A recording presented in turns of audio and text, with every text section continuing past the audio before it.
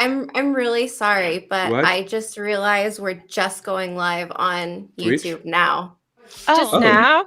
Mm-hmm. I was I gonna say can't. it hasn't. Oh, I wow. can't tell There it because I goes. don't have YouTube open except for on the studio. But There we're it gonna, goes. Lovely. yeah. But blanket disclaimer: It's okay. We'll catch up. spoilers for Leviathan Wakes. Yeah. Because Twitch was going, but YouTube wasn't going. Is that what was happening? I think so. Okay. And we're Tracy, talking. can you take the helm for a second? I've just got a sound issue going on. Yeah, for sure. Okay, so for anyone who needs to get caught up, we're covering Leviathan Wakes all the way through from front to end. We will talk about the show, but nothing past probably the first season would be my guess. That's about what covers everything. And we were starting our discussion with Miller. So I already kind of like... Holden. Sorry. You mentally were like, next. Right, yeah. Done talking about Holden already. We've barely started. Yeah, so I had said that I feel as though Holden is annoying. He irritates me. And Santi, you had agreed when I was like, he just actually more than one person agreed. It looked like Ripley and Kat both were like, yeah, maybe he should talk to other people before he makes decisions. You know, I said before that he reminded me a little bit of Gavin in the Wheel of Time, but I think he's more. I think he's more like Rand. No, I think he's more a god. I think like Holden acted like God, maybe because God always think about doing the right thing, then the consequences. And I think Holden, his problem is there was no one who was challenging him in the crew. Like everyone was doing what he was like, what he wanted to do, and that pisses me off because okay, the first time he sent that stupid message to everyone, I can excuse that. It was a mistake, but he did it twice after. That was just stupid. I had wrote that down too. I was like, not once, but twice. No, it was 3 times. The last one. one. Yeah, I was gonna say last that was one. 3 times. Yeah. Yeah. And I was like, God damn it, that stupid boy. I wrote down foolhardy, but he thinks he has the best intentions. For example, broadcasting the Canterbury's demise and saying it was the Martians. He just didn't think it through. And, like the belt is dependent on water. So the water hauler, the Canterbury, like that's a lifeline. Yes. And I mean, these people depend on the Canterbury for their survival. So he's accusing Mars of what's basically an act of war, and then just fanning the flames because on the stations in the belt, these people are going to be rioting as soon as there's not enough water. And they do. I didn't mind the fact that he said that it was Mars. The problem is like there was some evidence that there was some Mars technology in the Scopuli, I think it is the name in English. Oh well, yes, I read the books in French, so sometimes nice, not nice. Cool. Yeah. And there was some evidence like there was some technology from Mars in the Scopuli, so it was reasonable to think that it was Mars. But what I didn't like is the fact that he told everybody. He just could tell like some representative from Earth or somewhere else. Just keep it at that. But no, he told everyone. Everyone. He could have sent a very politely worded email. Yes. But like in all fairness though, like his entire ship, like his whole life, everything that he knew just got blown to like in a flash. Yeah, in that moment, what do you do? Like, what else is there to do? You broadcast it to the entire world. Hey, the ship that I was just on got blown the F up, dude. What was that? But the second time, though. The second time, though. He's just being a bit of like, he's just like, personally, I really like Holden. I really like him. Here. Like, I mean, he's definitely not the best character, but like, I mean, thrown into some absolutely horrendous situations, like, man, he's doing the best that he can do. Like, yeah, he's a womanizer, and that, like, 100%. That was like, I was just like, dang, dude, I'm disappointed about that. But like, But you Holden love it when really- Naomi calls him out.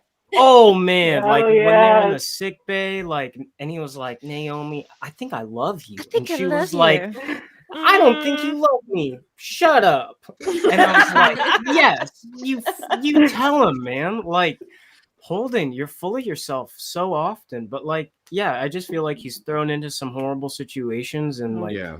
he's starting to figure out how to depend on his crew more often. Like he's seeing Yeah. Naomi more as an XO the Mhm. further along in the books that we go, and the more that he starts to think about what would Naomi do in this situation. Mhm. And that's like, Like, I feel like that shifts him in a good way. yeah.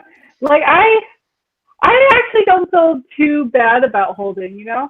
Like he is a very annoying character and he does a lot of very annoying and stupid shit. But he is necessary. Yes. Absolutely. Like Yeah. the naivety that he has about the world they live in, especially how he was growing up and how he was raised. He never experienced any of this stuff. And it really does explain well why, like how the factions have, how everyone else thinks, like especially if you go from Holden to Miller, and they're like just complete opposites. So he's very annoying, and you want to slap the shit out of him, but he is necessary. Yeah, Absolutely. I was. Oh, sorry. Go ahead. No, Kat, go. Yeah. I was just really bothered. Like, I'm technically like almost exactly halfway through the book, and I feel like he doesn't acknowledge that he is the person that made the decisions. He's not taking credit for those decisions. He's just like, oh, well, I'm in a bad situation and I did this thing for this reason. Yeah. Everyone with you is Yes. also in that situation. Mhm, Everyone that part. else in the belt has been going through this, and you're not special. Like, you're entitled. And it's frustrating to me to watch and be like, oh no, like why are you guys so mad? I only started a war. Like it's fine, you guys. I don't have to think before I do things. Because I'm doing what's best, you know? Like I'm really thinking about the good thing. But yeah. he's just taking this very small view. And like you said, Ripley, he is necessary. Like he's necessary for moving the story forward. It does not make him any less infuriating for me, though. Yes. I do appreciate him wanting to remain transparent to a fault. Yes. Like Yeah. he won't lie about You it. gotta use your brain. Mhm. Yeah. Yeah. He's not a liar. He's not really a schemer or anything like that. He's just like everything's all out in the open. And Yep. until go ahead, Aiden.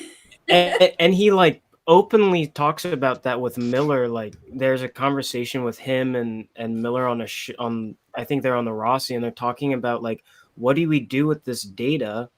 And Miller's like, don't be an idiot. Like you've already started these wars. I like that Everything part. that you've done is your fault. And Holden the whole time is just like, but I believe that the people need this information and that the people will be able to come up with these conclusions. Like, and I thought that like Holden really does just display it. Like he shows his cards all out there every single time that he gets them. And that I feel as though that's kind of frustrating. Like, I just want him to kind of just like, I want him to keep his cards in and I want him to play the game a little bit more. But instead he's just like, here's what I have, guys, check it out. And it's just like, shut up, dude.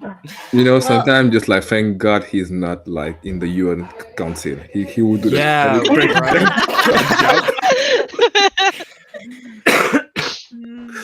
God. And I think that with Holden, like in the book, he's like his story is not like linear. Like sometimes you love him, there's some ups and down, and it was okay, but there was more downs than up. Yeah, I can understand that sure. As a character, he's a very good character, but he's just an annoying person. Sometimes you have to make the difference between the character and the person. Yeah. Yeah. I think in book 1, he doesn't have a really big character arc. Yes, not that much. Like the No. series, things obviously don't stay the same throughout the Mhm. whole series, but I think for Leviathan Weeks, Holden, I mean, he doesn't change too much. I think he's always still kind of sticking to his Yes. morals and Even in his book 2. even in book 2.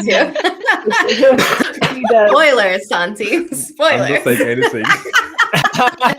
I'm kidding. No, but I do think that he is kind of like this white knight type character. Like he believes in what he's doing, he thinks it's for the best, and he has the best intentions. Can we talk so about? Oh, never mind. I was Go just ahead, Sam. pointing out that the first time he sent out the first message, there was an uprising in what is the name again? Sirius. Ceres. Yes, Sirius. Sirius. Yeah, and he knew that. So what was the point of doing a second time? I don't know. You know that there was a He thought it big- was going to be different. People can change. Not me. Them. I'm cool. It's not It's all Disney, those by the way. people It's have all not the Disney. information. It's not Disney. I love that. All Okay. right. Tracy. Go Well, ahead. Aiden had looked Well, like he had a question. yeah. So Since we're talking about the White Knight, can we talk about his like counterpart? Can we talk about Miller a little bit, like the Dark Knight coming in? Like, is Miller the Wow, Dark I Knight? don't I think- wanted I to didn't leave. think I that. wanted to leave Miller for last, just because I Okay, feel like yeah. he might be the most. like Talked about. controversial. Yeah, Yes. yeah. Cool. Yeah, cool. Yeah, he that just okay? feels like Yeah. absolutely. He just feels like the complete like he feels like the opposite of Holden to me. Like Holden is this white knight, and Miller feels like this dark. Just yeah, I'll wait till we get into Miller because Okay. Okay. yeah. All right. So the next person that I had down was Amos. And all the women on the screen. Okay. So to me, Amos is kind of like this action hero style character of the group. Like, I feel like he's got a little bit of like John McClane in him, like he can take a punch and he's a little bit I He don't just know. says the Gruff. best things. I He love says Amos. the best things. Like, I'm looking forward to eating food that doesn't look like a dildo. Like that. Who gets to say a line like that? I love it. I Like, love I- his like Snort laughed at that the first time I read it. his like you look like shit cap when like Holden and Miller are like coming onto the Oh, ship. yeah. I was just like, whoa, it's my boy. Like Amos is such a good character. He's just like the G.I. Joe of the team. Like he's just big brute boy, and he's just like there to get the job done. Yes. I love I would- him. I would say his moral compass is maybe a little different than that of It's a G.I. little Joe's. broken. Yeah. Rough. what moral compass? Right? I'm kidding. Yeah, Off it goes. he's all Like- over me. Like my sister said, she's like, I would not want to meet him at the dark end of an alley. No. Some random night. But if I got him on my side, I would totally. He is the person that you want as your second or third, and he has your back. Yes. And he's gonna, Definitely. and he's gonna Yeah. mess stuff up for you. Oh yeah. I think that Amos is like a mama bear. Like, Like he's protecting everyone. Like in the queue, he's like what can I call him? The one who doesn't give a shit. He gets the jobs done, but Yeah. sometimes when Yeah. shit go down, he I just am tells- that guy. Yes, I love I him. am that guy. Oh my goodness. Ah, he's a little bit like a pit bull, Yes, Mm. yeah. Even it's not rude, but even the actors who plays Amos looks a little bit like a bulldog. I But can in a kinda good see way. that, In a yeah. good way. In a good way. The one thing about him that kind of gets me is so much of him seems like rooted in self-preservation, but at the same time, like his fierce loyalty, like almost battles that. Like it's almost like a confusing thing to me when I like really think about him, because he always seems so simple. And like I said, I'm only halfway through this book, but even from watching the show, like it's interesting, and I feel like there's like a lot more going on inside of him, which makes me sound like there's gold in there somewhere, you know, like he's got a There good heart and is. there's There but like is. the person he feels like he has to be and like the person that he actually wants to be is like that loyalty. Ooh, I like yeah, I like him. that a Yeah. lot. Yeah, yeah, yeah. I do like the transition that they end up making for him in the show. Like, who said that he does kind of resemble, like Wes Chatham resembles Amos in the books? Because like early in the series, like his hair is like buzzed real short, and he's like And he's really not pale. attractive at all. Yeah, and he's like, and then you hit like season 3, and you're like, what is happening? New Right, he could be hairstyle, half attractive. naked. Oh, hello, Amos. I think the actor for Amos just likes to casually take his pants off whenever he can. So I mean, won't ask him not to. When you I have mean, that kind of body and great bulk, you have to show it. right? Yeah, that's work, It's man. important. It's important to Yeah. display that to the world, man. Yes, to share what God gave you. So Yeah, exactly. And your time in the gym, whatever. Your time at the barber, your time at the spa. When did Amos start getting manicures? Just asking. Anyway. you know, As soon as he started feeling like it. I Yeah. kind of agree Yeah. with what Scott was saying. He's a very good likable character, but in the first book he's way too simple. Yeah. Like Yeah. he was just there. I was Yeah. enjoying everything he was saying, every bullshit he was saying, but he was just there. He was doing nothing. Like, Yeah. maybe they save some of the mystique of Amos for later. yeah. Yeah. In the show, he does come out a lot more in the first season. Like you Yes, could really yes, see, yes. especially the interaction he has with Miller. Yeah. And I'm just thinking of how he when just like snaps right, and then Naomi pulls him back, and he's like, "What?" I'm just I thinking told of him to stay down. Control I'm this dog of thinking yours. I think it's the second episode where they're trying to fix the radio, and Yes. And he's talking to Holden about he's it. talking to Holdus, and he's like, if you give me a reason why I shouldn't kick you off of the side of the Rossi, like, I'll do it. And then But Naomi wouldn't like it. yeah, he says, but Naomi wouldn't like it. And then he's like, Yeah. oh, can you pass me the wrench? Like nothing. Like I love nothing. that. I love that about Amos. I Like, actually I would never not want to like meet him in him. real life, but I love him. I would want to meet him post Prax. Post Yes. Prax. Yeah, that's when I would want to hang out with Amos. Like right around the no, you know what? Let's get back to book 1 because Prax Okay. happens later. Yeah, I was like, I got no clue what you're talking about. Right. Man. Yeah, Only yeah, first yeah. book Yeah. experience. So sorry. I Sounds like wrote something down what he lacks in emotional intelligence he makes up for in like practical knowledge of That's his true. job and his Yeah. street smarts.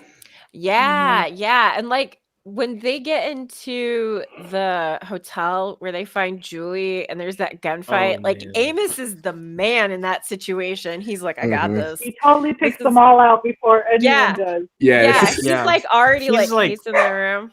Like He's what? like rolling out of like cover and like just Yeah. shooting, and you're just like, yeah. And like, meanwhile, everybody else is like hunkered down and freaking the hell out. Like, Miller he- Miller is like, Alex that man shows has up. seen a gunfight before. yeah, Right? he's like, that dude knows what's The up. only one.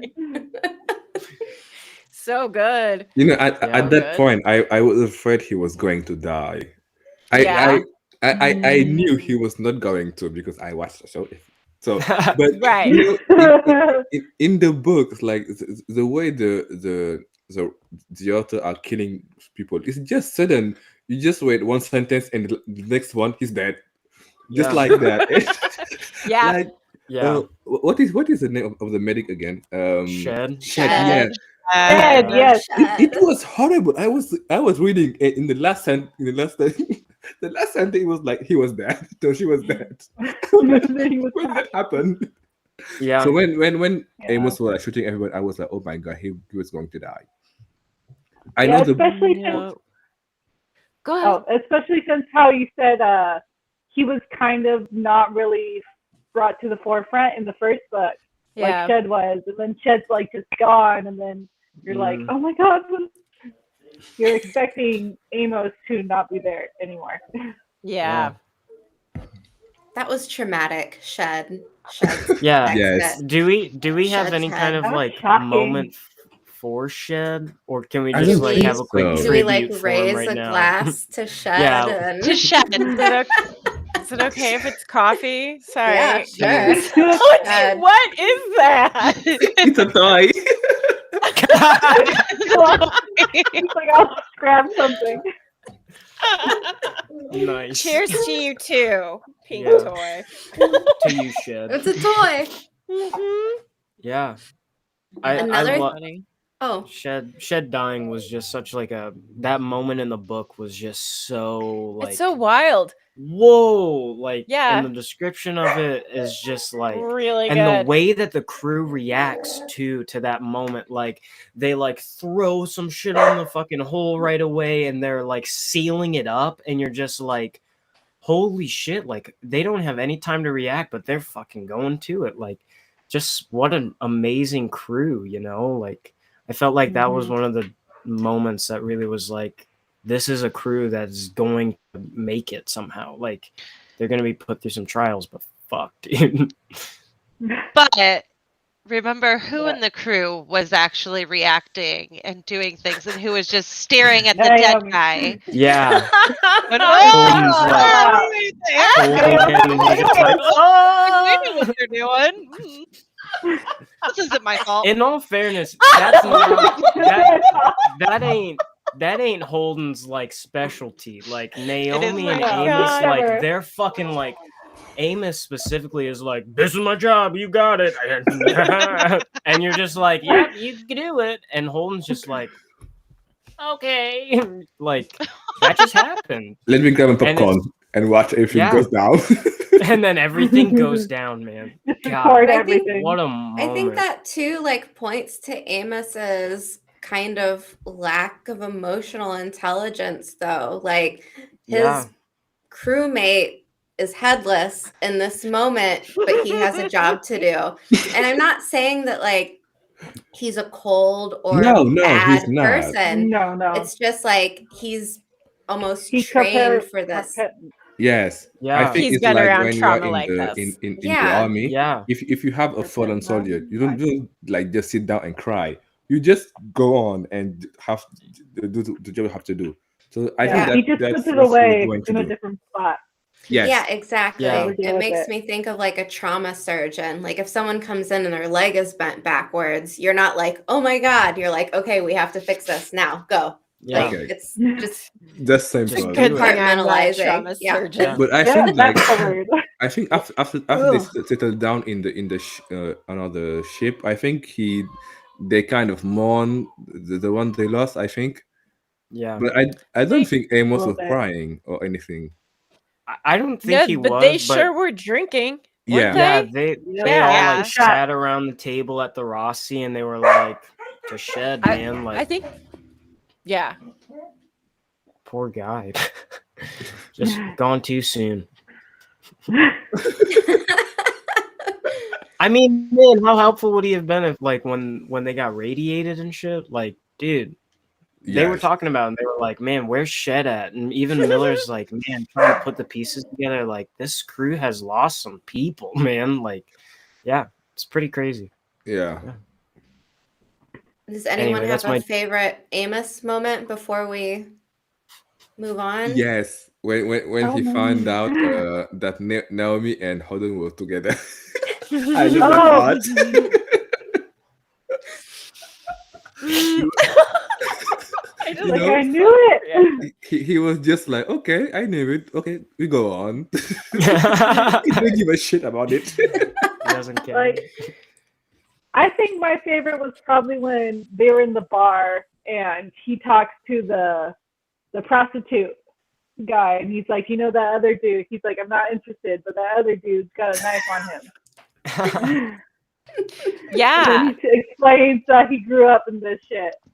Yeah. That Yeah. was probably one of my favorite first Amos moments. It's the first kind of hint to Amos's backstory as well. Yeah. So Mm-hmm.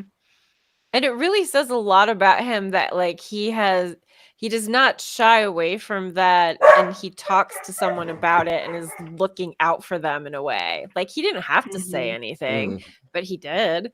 And Yeah. I mean, in his own way, that's a humanitarian move, you know? Yeah. Yes. Yeah, I In really weird do like Amos that. land. In weird Amos land. I do like how he he didn't say no, I'm not into you. It's just like I'm not interested. Yes. It puts it out there that there's a possibility, but he No. doesn't want it Yeah. right now. Yeah. Kat, did you have anything? Favorite Amos moment? Or anything from the show, possibly?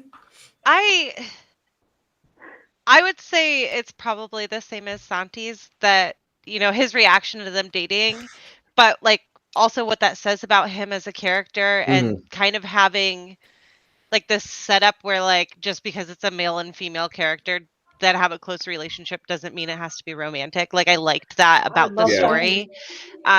Because a lot of times, like, you know, the waters get muddied in stories with everybody loving For no reason. everybody and not Yeah. being able to deal with Right. their love, finding someone new.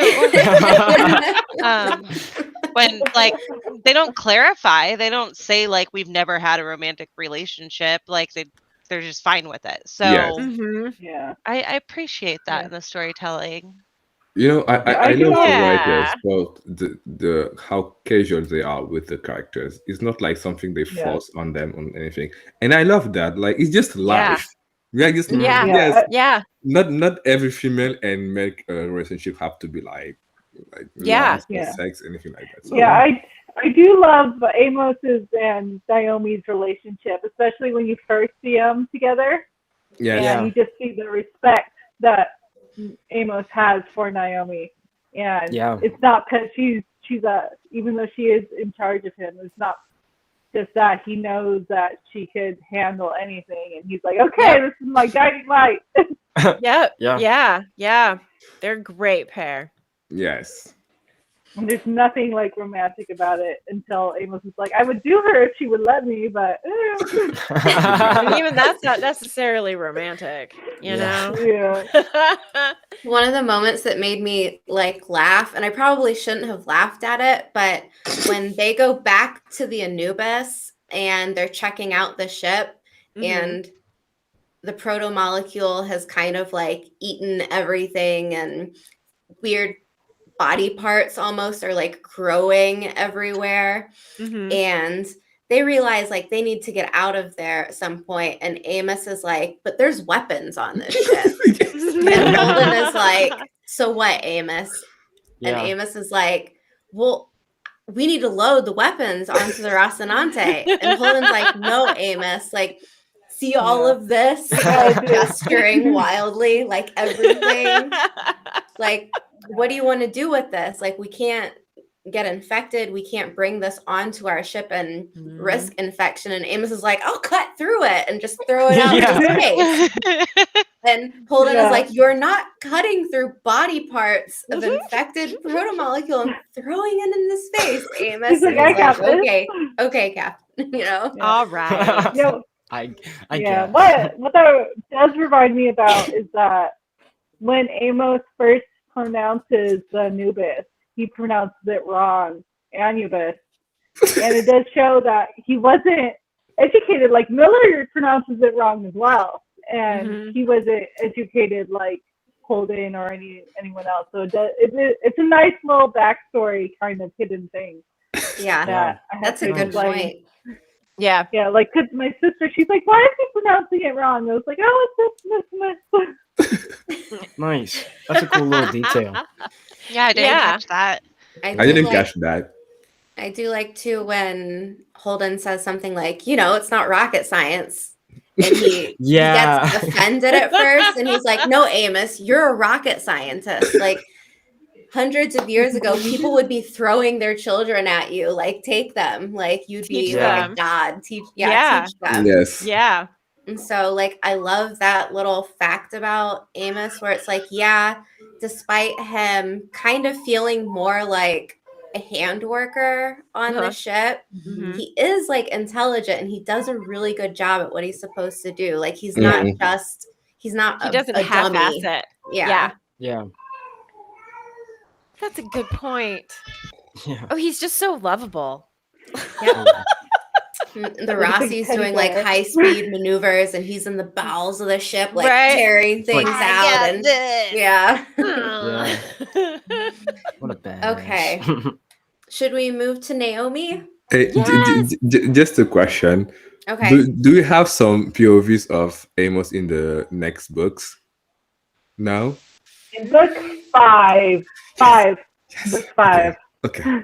That's good. But if we do Nice. some of the novellas first, Oh yeah, the novellas. Yeah. then maybe we'll do the churn before. I really want to read that. Yeah. My I know, I'm no- like, too my ready. novella is ordered. Yes, Yeah, I'm yes. excited. Yeah, I can't wait for it to come in. I haven't read any of the novellas, so Neither I'm have just gonna I. Me do the neither. bundle, and I was like, Yay! Oh, this Waiting. will be super fun. Wait, have you all read the books? The I haven't read novellas, I haven't Yeah, all read the any books. of the I read all the novellas. books. All the Oh, books. you have. Okay. all the I'm books, only through none of the book 2. novellas. I'm You only- halfway All through the the first one. Progress. So who's That's next? one. Naomi. Naomi. Yes, finally, Naomi. Tall, thin belter, 6'5" or 2 meters, chief engineer of the Canterbury and executive officer of the Rocinante. Mm-hmm. I wrote down clever, intelligent, really good at reading people and reading situations, really good with technology. One thing that stood out to me is her reluctance or refusal to carry a gun when they arrive on Tycho. And then when they show up at the flop house where the gunfight is. One of her, I thought, endearing fun moments is when she's singing karaoke. Like, she's up there, belting out a punk rock song by the moldy filters. Yes. Which I don't know, I really loved the inclusion of them giving us a name to a band in the belt. And I mean, what a name too. Like, if you think about it, moldy filters can kill people when you live in a place like that. So what's more punk about that? What a name. Perfect. Death. What a name, right? I love it. Ken, you said that he was good at everything, but I think the most important thing is she's good at taming Holden. Yes. Oh yeah. She's like a mama educating her son. Mm-hmm. Yep. I think she was the only one who. I think she was the first one who said to Holden to keep it down and just breathe, because that guy needed to breathe a little bit. Yeah. Yeah. What I really love about Naomi is that even though she's a really capable character, compared to all the other books that I've been reading, and they have all these badass characters now and all female characters, and they can do anything. Even though Naomi can do anything, she really does have emotional setbacks and baggage that does not make her a perfect character, even though in her job she's perfect, which I wish I could be, but don't we all? That's actually a really good point, and I think that's That's something that I like about her, and I kind of connect it to makes in a her way. not annoying. Yeah, like there's something to Naomi's past, and we're not quite sure what it is, but we know she's like hella smart, and for some odd reason, she's on a water hauler. Like, what's her story? Why is she there? I love like how she'll put people in their places and just ask questions, but she's still willing to be really vulnerable in certain moments, and I like that. Like she feels real to me. And maybe it's just how her hair gets described in the books. I know that sounds so weird, but I love that. Yeah, it's always like these silky strands of her long hair like floating around her. Like she just sounds ethereal. I love it. I love like what did you say about the how they portray the like she was the only woman in the first book, but I love how because most of the books I'm reading right now, all the female characters are like strong and they have no moments of vulnerability, and I think that not a woman are like that. Sometimes you just can have it's some not moment of realistic. breakdown and you can be sad, you can be angry, whenever you want, but in the books I'm reading right now, it's just strong female characters, and at some point it's annoying. It's really annoying. Makes you feel inferior. Yes. Ooh, that's a good point. Yeah. I think like you can't live up to it, so you can't relate I think to it. that kind of story we put on women is just going. It's not helping women in real life because we're expecting women to not say anything, to not show their emotions, and in the books I'm reading, that's not helping. That's really so. It was refreshing to have Naomi being quite different from the other women I'm used to reading. And I'm talking about Wheel of Time, so we can move on.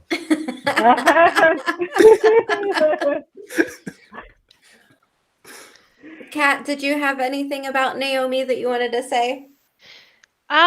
Where I am so far, I feel like all of the interactions, all of the descriptions, everything that I've read about her, like and I don't know if I ever get anything that's actually from her point of view, but these are all coming from so far just two men.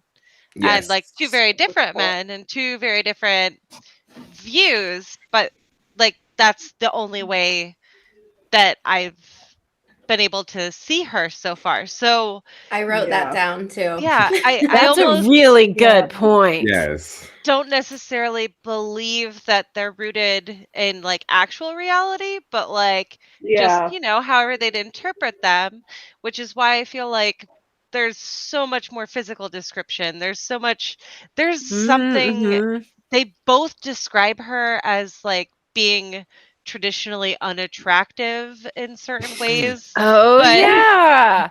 And I'm like, why does that doesn't matter? You didn't describe her as a person. You only or even physically, you only said that she was traditionally unattractive. Unattractive. Which I can just imagine that is also different for everybody. And what tradition, like Earth tradition, the belt tradition, I don't know. She sounds amazing. Like you said, ethereal, right? Yeah. Some sort of space goddess of intelligence. But but that's not how they're viewing her. So it's that is a really good point. And she's being rated based on her usefulness, and it's because she's not attractive and she's useful that they're finding value in her. And I'm reading it. I'm going through it, and I'm hoping I'll get to hear her voice at some point. But yes, and it doesn't put Holden in a good light. He only recognizes she's attractive because she's the only woman on the ship now. Yeah, exactly. And that's just happens to be what he's into, is women of proximity. There's a moment when he's daydreaming, and he's like, and now that I'm daydreaming, I'm just going to go ahead and imagine Naomi bringing me tropical drinks and I'm in a hammock or something. And he's like, and then she ruined it by talking. And I'm like, Holden! Bad baby, bad. Oh my God. But I wrote down it's possible she isn't written as well as some of the other characters, but it's also possible that this is just because she doesn't have her own point of view, and almost everything we witness from her comes from Holden's point of view or Miller's, where Holden is kind of like pining after her, and he almost like borders on like fetishizing her a little bit. A little bit. Yeah. Nice. But in Miller's defense, like, he honestly thinks that she is really intelligent and respects her for it. Like, when there's, I'm trying to think. So when Miller and Fred are explaining the plans about dealing with the infected Eros thing, Miller says he needs time to prep, I think, the Nauvoo. Because Miller's going to, he says we're going to crash the Nauvoo into Eros. But before he tells anyone, Naomi is like, and he recognizes that Naomi was the only person who figured it out. Yes. When he's like, we need to prep the Nauvoo, she was like, oh, the Mormons are not gonna like that. But it's Naomi. Like, she can fix a lot of things, but she's also like really clever. Yes. Yeah. I think from Holden, we just saw her as a prey for him, and not as a human being. And with Miller, there's some distance between them, so we can actually see the person she was, but not like the whole person. But I think we had some glimpse of her as a person, but not just the girl Holden wanted to, Anyway. Yeah. Well, I think Miller also connects with her because she's the only other belter on the ship. Yes. She's that's the a good only point. And they have the social and cultural connection. And so he understands how she's thinking and vice versa.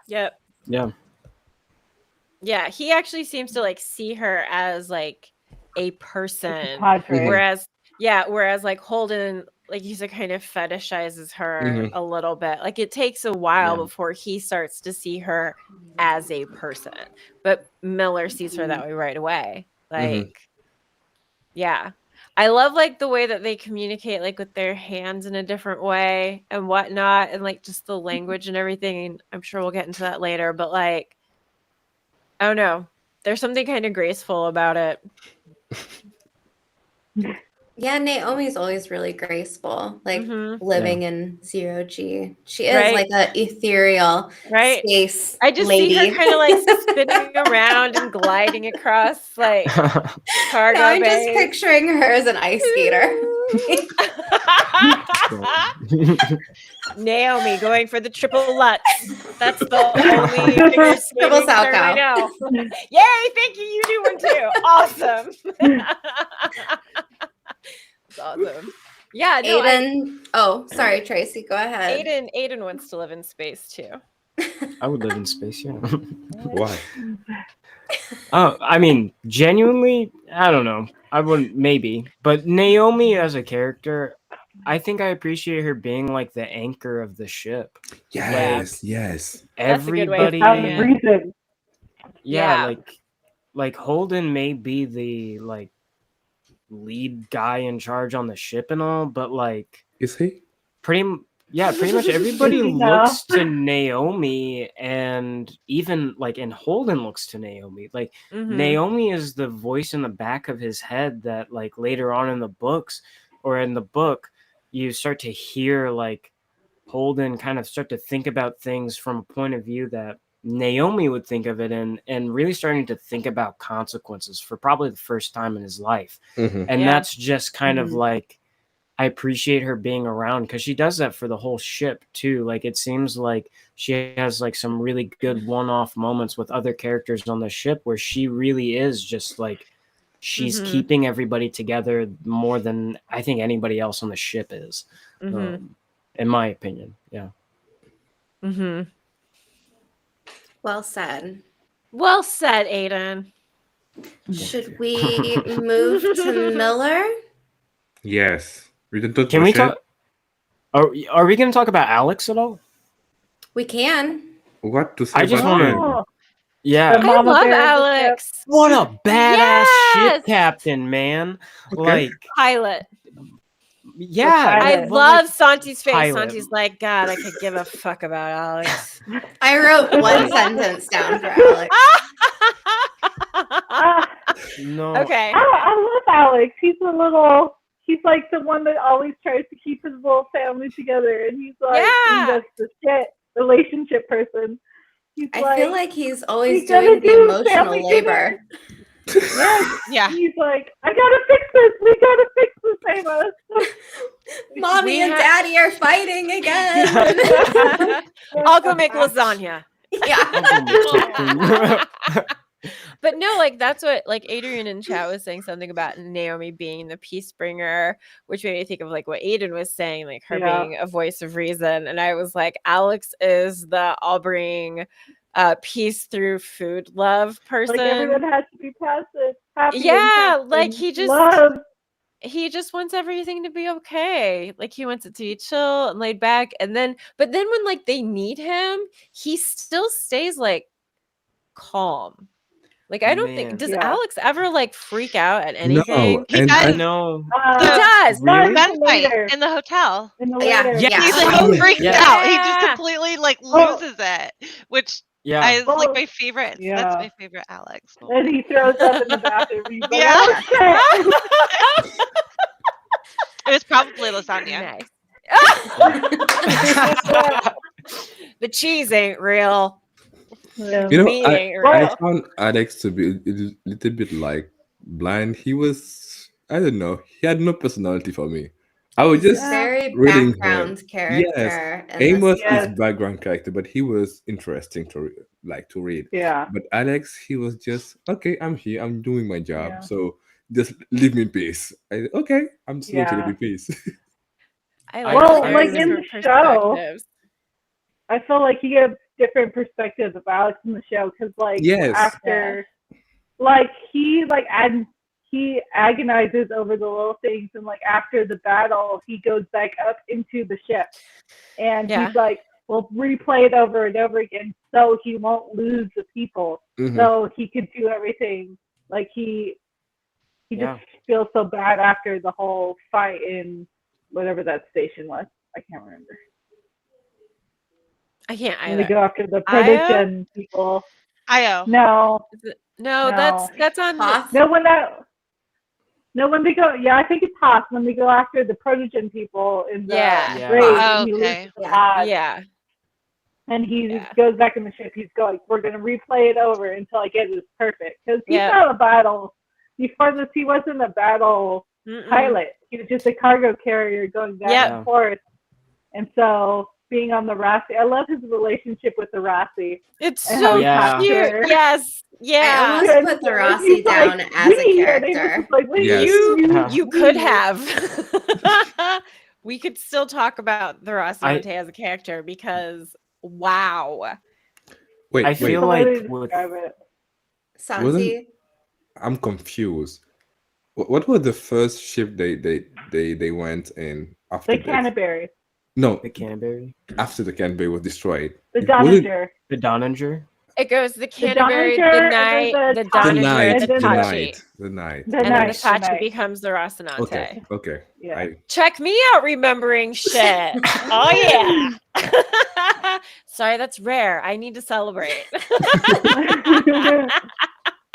Alex compartmentalizes a lot, like due to his pilot's Yeah. training. So Yeah. I when, feel like that's only when he's in the pilot chair, though. yeah, exactly.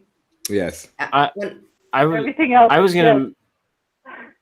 I think my favorite Alex moment is the moment where like they're fighting the stealth ships in like, and you can hear him like, woohooing, like as he's like he's yipping and he's like, dude, Yee-hawing. yeah, like it's his southern like Texan twang going on from Mars, and you're just like, oh, like he's a cowboy, man. He's a space cowboy, and I love him. Like I think that's my Hey, like then you're kidding affinity me. towards him. Like he's just like he's got it going on. He's got like the Southern charm too. Like he makes food for the crew. Like I loved Alex. Every moment that had Alex doing anything in it, I was like, I wanted to see more of him. I wanted more of Alex just doing cool shit. Like, because I could feel that he could do it, you know, and he was. Like, yeah, I loved him. I'm almost at the end of book 2, and I things changed. Cool. I'm looking forward to reading the next book. This has been fun. I think you love it. Yeah. Like when you're reading the book, like his like Southern twang, like how they describe it, like that's like just a weird concept that they, for some reason, they all kept the Southern twang in this little valley, and I'm like, yeah. Does that really work that way? I loved that detail. It's just random. I think the author just wanted to have a space cowboy and then explained it away. I fuck with it, man. 100%. It reminds me, like, there were like lots of people, like groups of people who moved to South America, and my friend who is from Peru told me that, like, when he's a teenager, he'd always see these really beautiful blonde-haired, blue-eyed girls. Are you talking about all the Germans that defected? They were Germans after World who War II? defected to Peru, and once they started speaking, he'd be like, I couldn't understand them, but they were speaking Spanish, and it was just those accents, like it ruined how pretty they were. So like it reminded me of that. You looked real good till you opened your mouth. That's awesome. It was funny. Oh my god. Okay, anything left for Alex? I don't think so. Okay, I'm good. Miller? Yes, Miller. The best of the best. Tracy, you want to go My first? So sad. Sorry, of course I just took a drink of water. You hate Miller him? is no. Okay, I thank actually God. really no. I like Miller a lot. I really feel for him. Like, I feel like he kind of tried to take what life gave him and give it purpose. And like, you can only live in a situation that kind of just beats you down over and over again without there being consequences. And I feel as though like so much of what he does and experiences, his losses, like become who he becomes as the book evolves. Like he just gets to that point where he's almost done thinking and he's just straight up acting and going for it. Like he sees that the outcome for this is bad for everyone, and he's just he's on a mission. So I like him. I think he's complex. I think he's really smart. The way that he was able to like see and unfold everything. Yeah. Yes. He is like a great character. Yeah. I'm okay with great characters. Like I showed a couple of people of my family like just the show. They haven't read the books or all that. And I showed my cousins just the show, and they literally stopped watching after he was gone. They're like, after Miller, there's no better. Wow. They loved him so much. They couldn't go any further. That's an important opposite character of my brother. Yeah. My brother started watching and couldn't get past Miller. He's like, I just don't like him. Don't like the hat. I don't know what it is. And I'm like, the hat's a bit weird. Yeah, it's the hat's a bit weird. It's a great metaphor. It's a great metaphor. How he explains it. He explains it better in the show. It's like, it keeps the rain off my head. And basically, that's why he dresses like an Arthur and all that stuff, because it keeps him out of trouble a bit, not too much. So. Yeah, I loved Miller.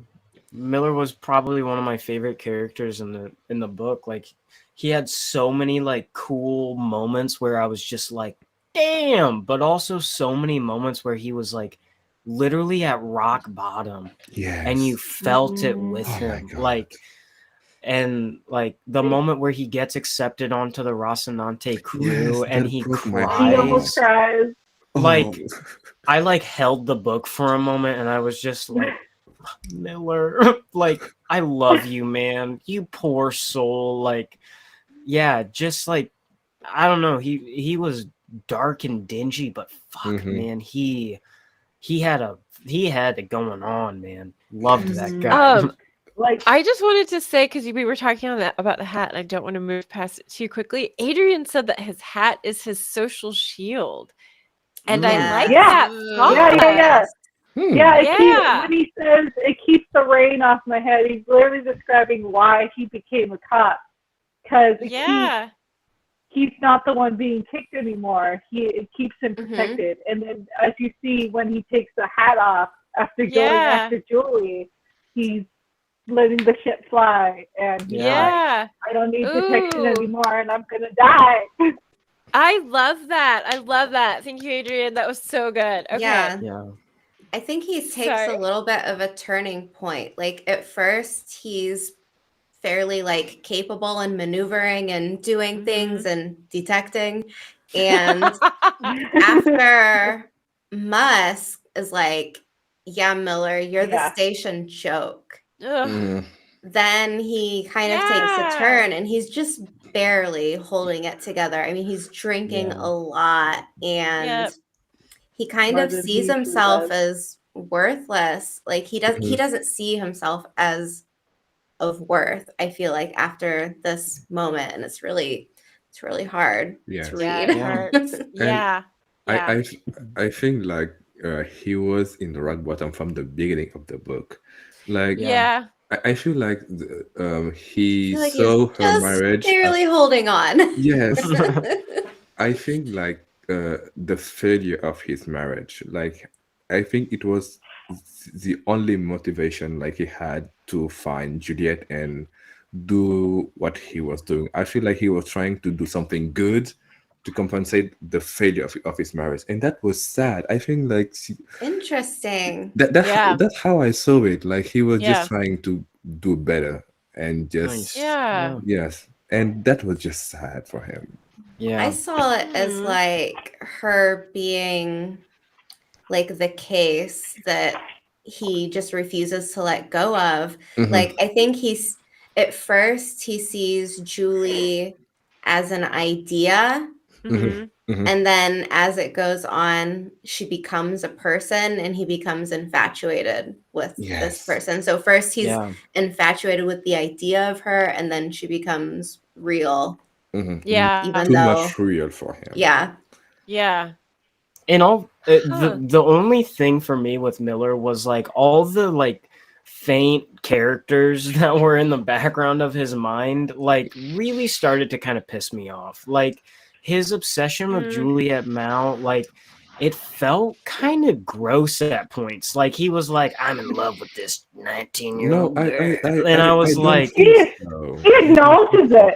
He's like, if we met in real life, it would probably not work.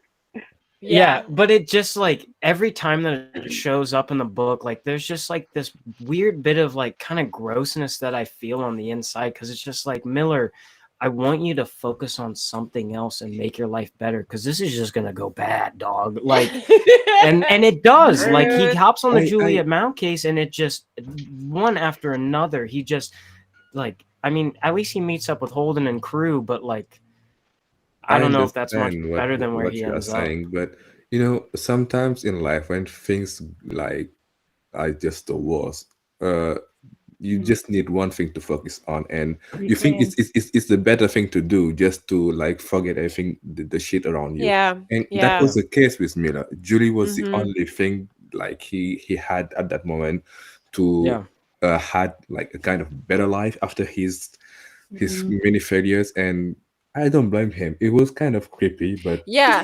Yeah. No, Yeah. yeah. Yeah, I- Like the moment. Oh.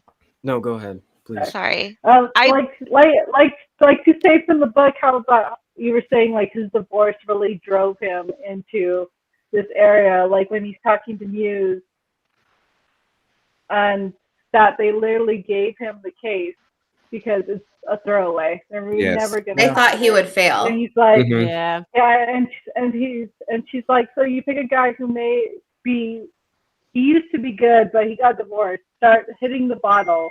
Guy who thinks he's still hot shot. Acts like it. Only his numbers aren't better than anyone else. Give him the shitty cases, the shitty partner. Like, it really, just having someone tell you that, and you're like, I just felt so bad. I wanted to hug him at that second. Yes. Yeah. Kat, did you have something to say? I was shocked by that. Like, having seen this show, was shocked by the idea that he was a bad cop. Like, in my head, like, I never thought of him that way. Yes. Same. Yeah. Like, that was really good. It felt like. Yeah, and that was the only thing that he had to identify himself. And I felt like he'd taken himself out of his community, like, through his work, and not wanting to build, you know, emotional connections with people. And so without that, he was completely alone. And like, he realized all of that loss, like, in one moment, and the only thing that was left was Julie.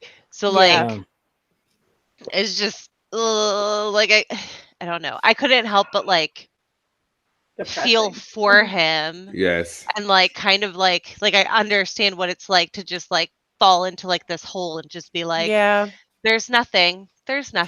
So I'm gonna get as many cats as I can. Call it over. Like, I get that. I get that. So I felt connected to him.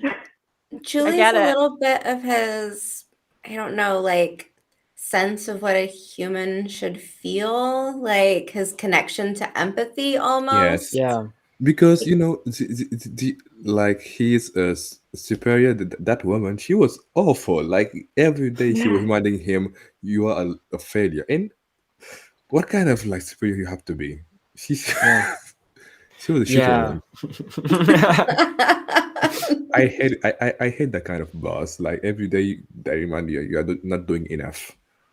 That's just messed up. Yeah, regardless of how hard you try. Yes. I wish she died. You guys want to know the moment in the book that I laughed the hardest? Yes. Yes, I do. It's when they go to commandeer the Nauvoo, and the Mormon protesters are like hiding away on the ship and protesting, and they gas them with THC. I have not gotten that far, but that is amazing. I would go to protest just for that. But I was thinking about it, and I was like, that's actually like very humane when you think about it. Like, no rubber bullets, nobody losing eyes, you know, smoke or whatever. Is it a sativa, a hybrid, an indica? Which route do you think? Sorry, go ahead. They just crawl out the ship. Is there food on outside of the ship? We have the munchies. Subway. Yeah. There's like a taco spaceship that rolls up next to him. Lots of space noodles. Yeah. Fungal beans. Yeah. Mushrooms. Yep. That's right. Yeah. I love that. They're very vegetarian lifestyle. It seems like everything is like mushrooms, beans. Do we need to make a belter recipe book? I'm 100% down for assisting with that, because I already eat fungal beans and do you really? Or not fungal beans, they're beans and like fungal, because like there's a whole brand of like meat substitutes that's it's corn. It's all mushroom based. So well, if I want junk food, in chat we were talking about making an Alex lasagna. So maybe we need to get together and make an Alex lasagna. We live in the same town. We could actually do that. So just offering. I just planted my starter seeds for the garden. So now tomato sauce coming soon. Yay! Amber, you had your hand up. Did you Oh, wanna? Are I you just excited was- about something? I planted seeds as well. That is all. Oh, good job! I Nice. I've haven't. got some San Marzanos going. Ooh, that sounds fancy. I'm scared. Hopefully don't it's even warm know what enough that here. They're Mm. just a type of tomato, but they're from a nicer climate than where I'm from. So, You can call Elida. yeah. She could help.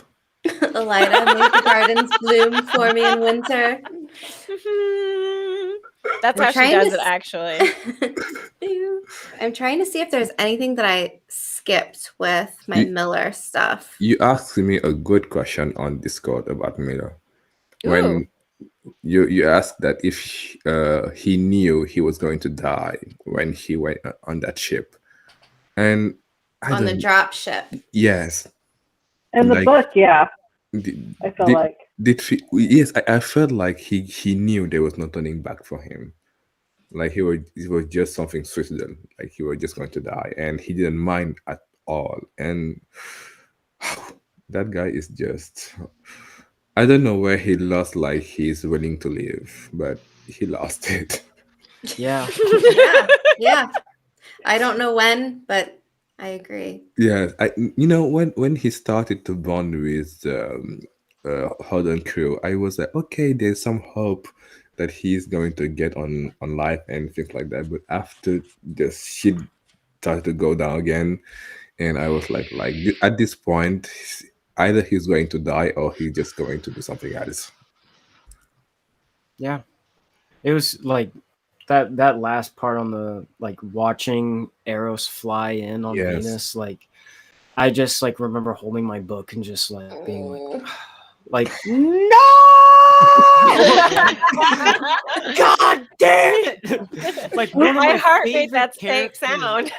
Like oh my God, man. Like When I his terminal chimes and he's like, it's time to take your cancer medicine so you don't die. And he's like watching, like apocalypse headed Yeah. his way. And he's like laughing at it, like, like Meh. oh, Miller. Whatever. Yeah. So good.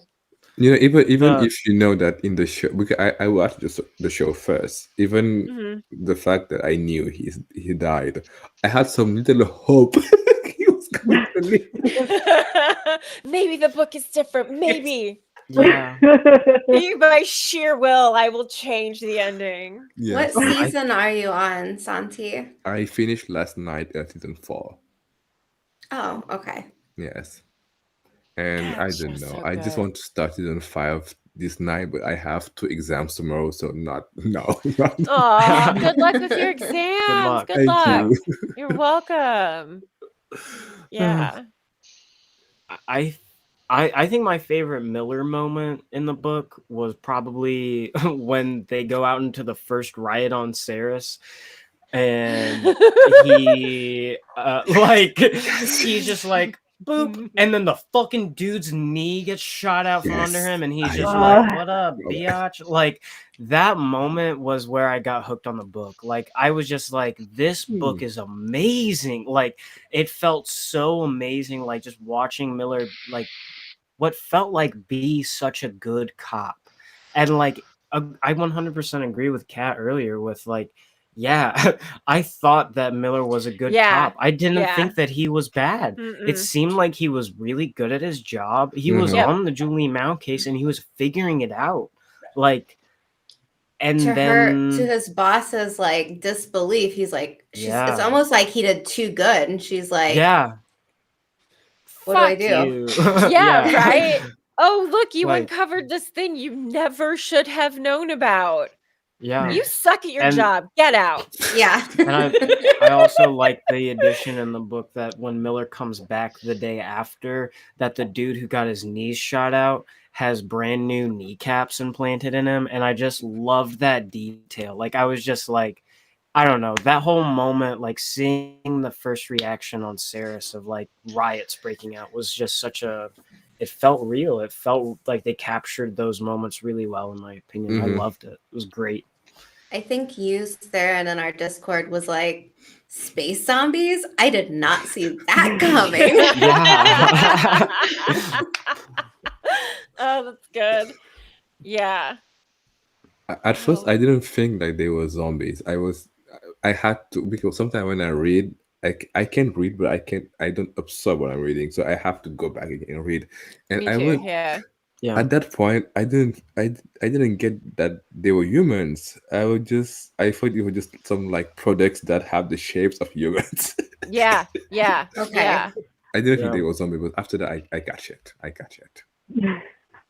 That was gross. Yeah. Just the vomit that they described, the spewing vomit. I was like, Oh, Vomit zombies. oh my god. Every time that the proto molecule shows up in the book, like, and they describe it, it's just like, it's disgusting, man. Yes. It's like one of the Nasty. most Yeah. gnarly descriptions of anything I've ever read. Like, it's just gross. It's much grosser than what I got from the show. Like Yes. the show, I was like, oh, this is weird and like Mhm. definitely crazy.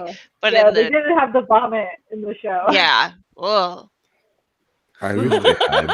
Even Julie in the Maybe they- shower. Right? Yeah. Oh my god. Miller on the show pukes more than the people who were vomit zombies. That's real. true. No, it's true. He does. That's Yeah. true. Mm-hmm. It's the alcohol. It's not his fault. He has a weak tummy. He's like Poor guy. Matt. Yeah. He's like Matt in book 1, Wheel of Time. Constantly Oh my vomiting. goodness. Oh yes, the black. Someone was retching behind them. It was probably Matt. Sorry. We'll stop the crossover now. Yes. I feel like, I wanted to say something about the moment that Aiden had mentioned about Miller and the whole riot on Sirius Station. I think the part that stuck out to me the most on that was Miller's reasoning of Mhm. why this was a bad idea. Yes. Like, it Mhm. wasn't like, you're disrupting the peace of the station. You guys are a bunch of bad guys. He was like, no, you guys, this is what they want. They want us to fight against each other. Yeah. So we can't fight against them. This is Yes. all bullshit. We will figure it out, but we can't figure it out if we start killing each other. So chill the fuck out. I mean, he didn't have to go for the guy's knee. He could have killed him. Yes. And instead he just took him out. And he was like, but see, now you're one down. Like, he has Yeah. to recuperate from Hey, this. if Stop. Are you if talking that about kind on the show or in the books? in the books? I'm pretty sure that's in the In books. books. Yeah.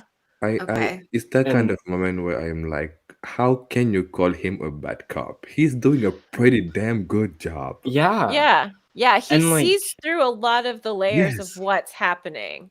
Mhm. And Yeah. when that riot like happens, he goes down into the locker rooms and like all of their riot gear is gone, and all they have is SWAT gear. And What like kind he- of station police is like that? How can you live your Well, him even like admitting like that there's a huge difference between like riot gear is supposed to control people and SWAT Mhm. gear is supposed to execute Intimidate. people. Mhm. Yeah. Yeah. Mhm. And like he's like we are about to be sending a really bad message if we go Yep. through with this the way that we might. And like Yes. him really seeing the layers was like it just further like made the idea of him being a good cop more cement. Like it Mhm. felt real. And then just like the shock of him being a bad cop was just like it felt just as heart-wrenching as like Yes. if you were Miller like in that Mhm. position. Like it was just Mhm. like what?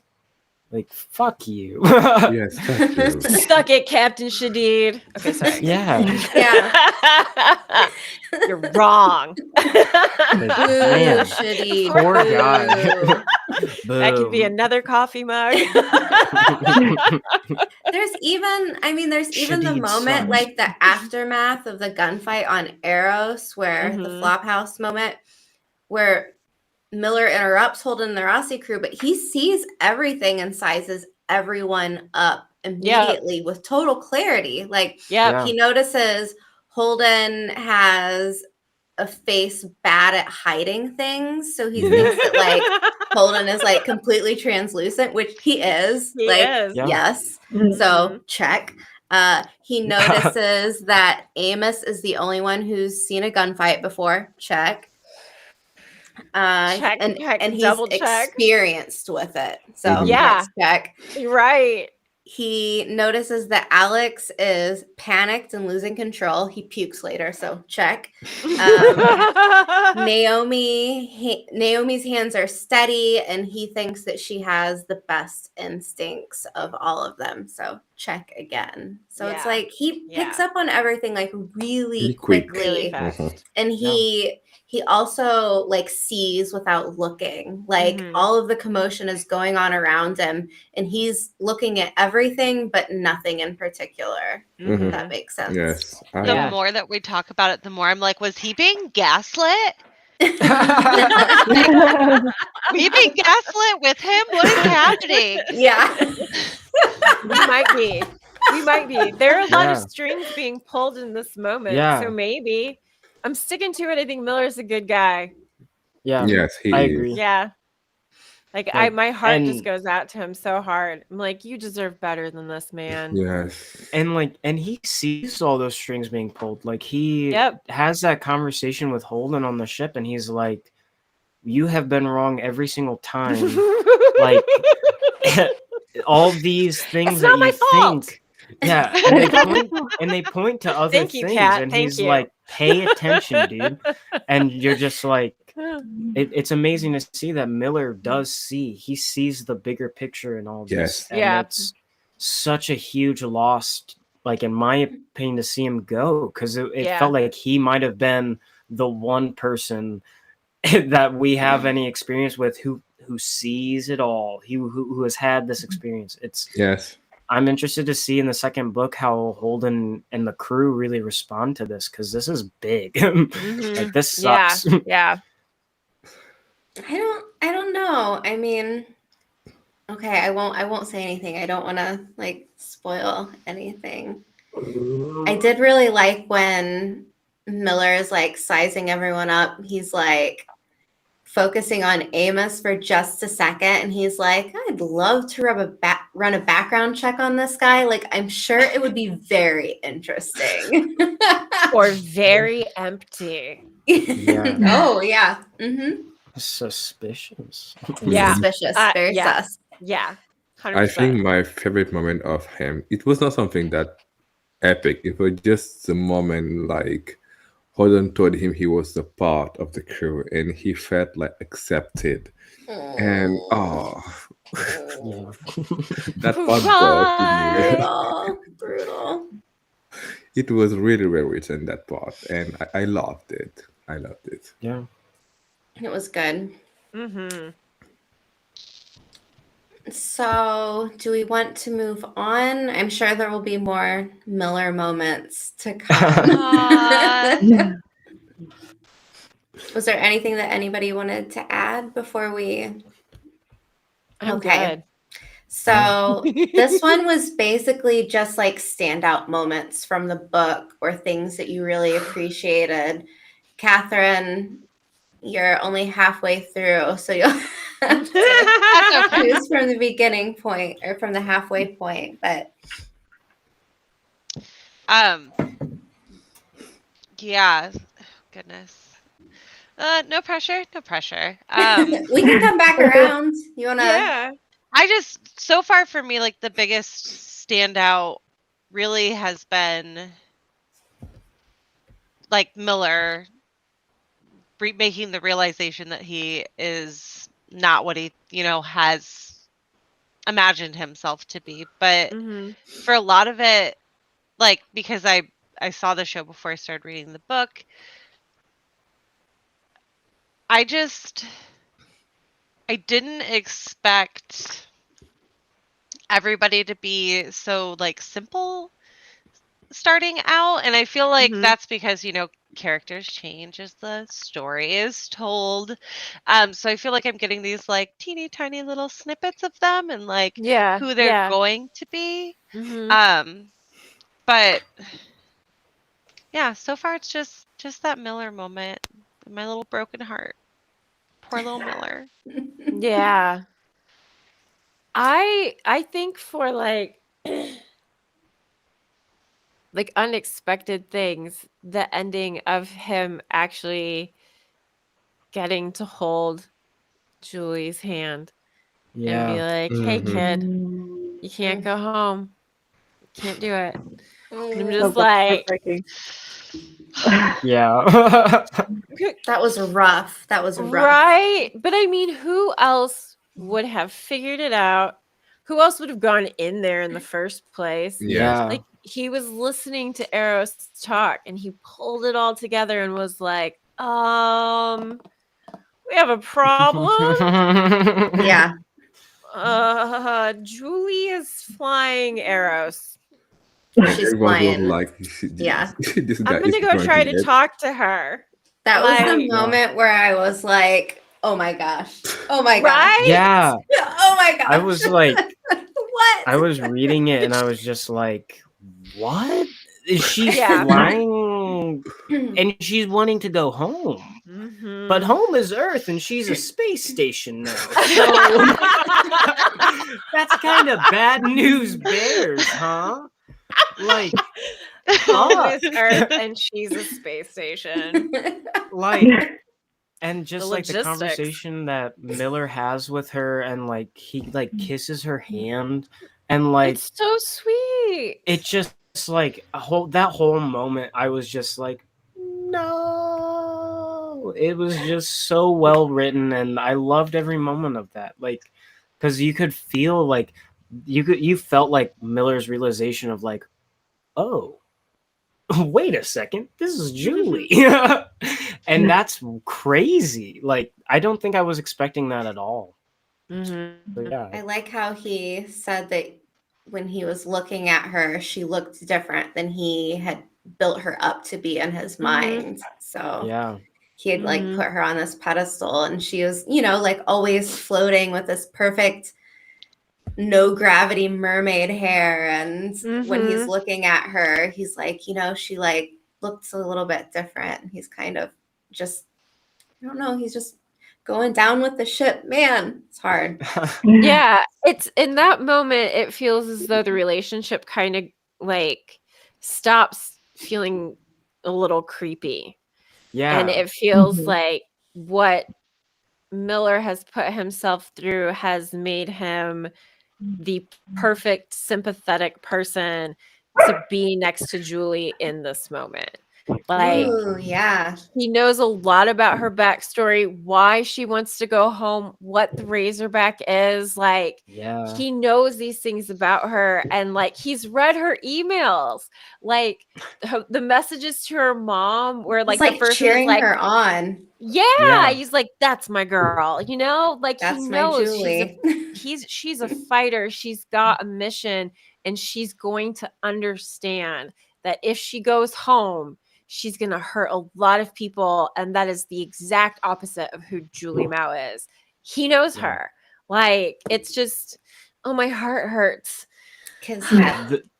Talking Love about it. the Eros thing did make me think of one last Miller thing that I remembered. This is now the Miller show. Yeah, this is not just Miller show.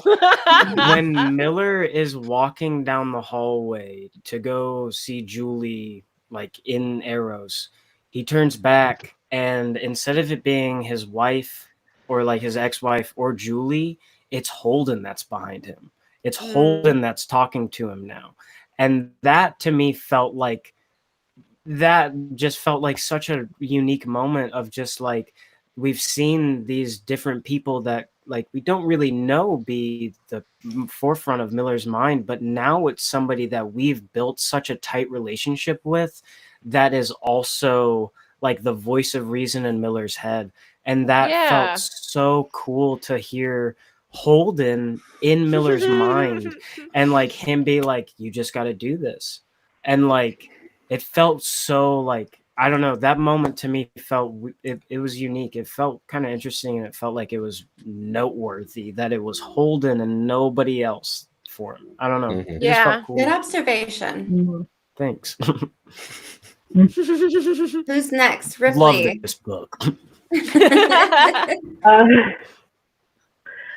What did I write down? Well, you took one of my parts, but another Sorry.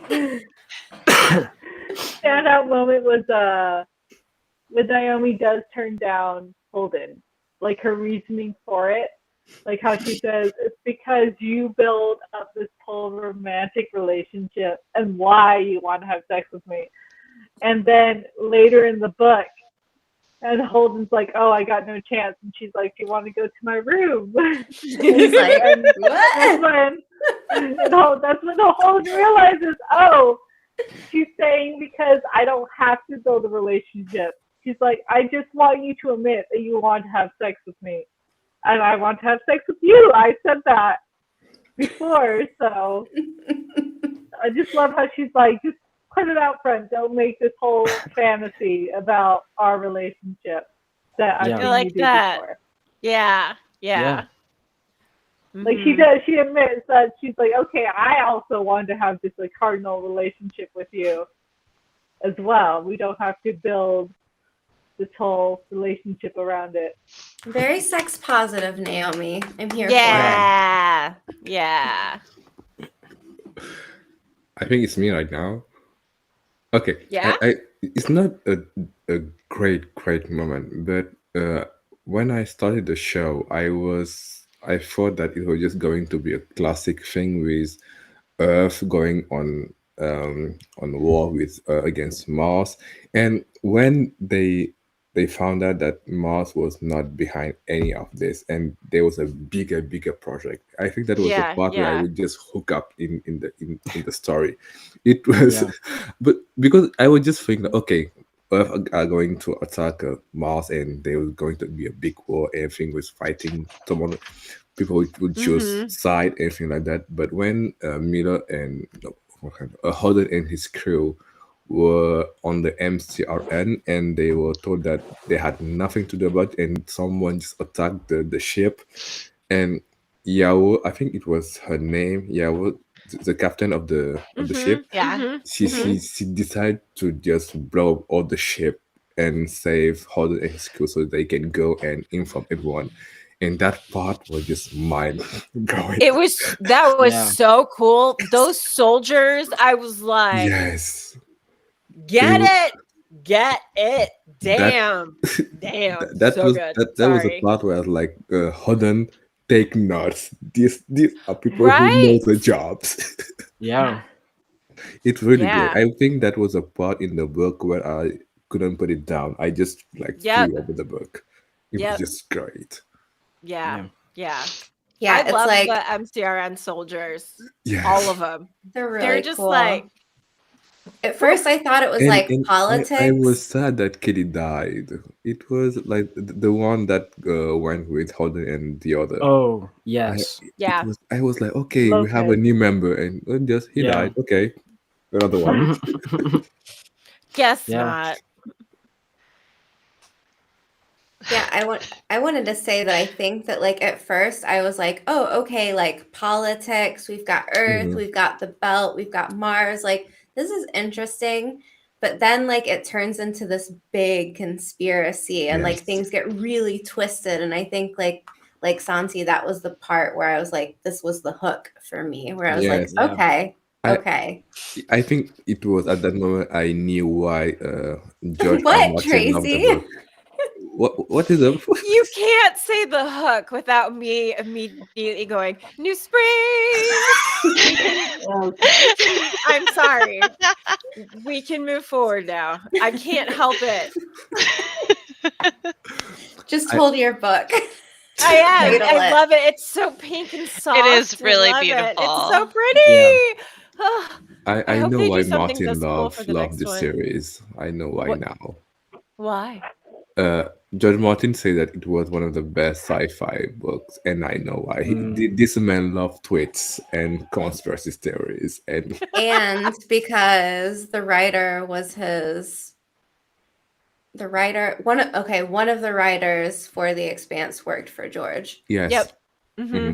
I just knew that yesterday. Yes, That seems like a bit of an unfair advantage, but considering Yeah, the right? results, I can't Yes. complain.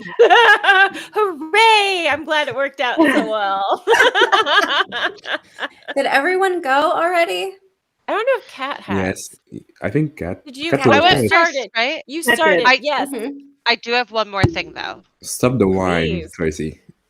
Ripley, have your one. dog behind you, like a sweet little floppy-eared cushion. pillow. Oh, hello. Is the most precious thing I've seen, like literally Of the probably live ever. stream. It's It's the all highlights of that. my day. Ridiculous. It's all that. Once So this is cute. over, everywhere. It's all that. I love it. I love it. Oh my gosh. Okay. Okay. So I'm gonna say mine very Yes. quickly, as quick as I can. So Take your pretty much everything leading up to Thoth Station and after it.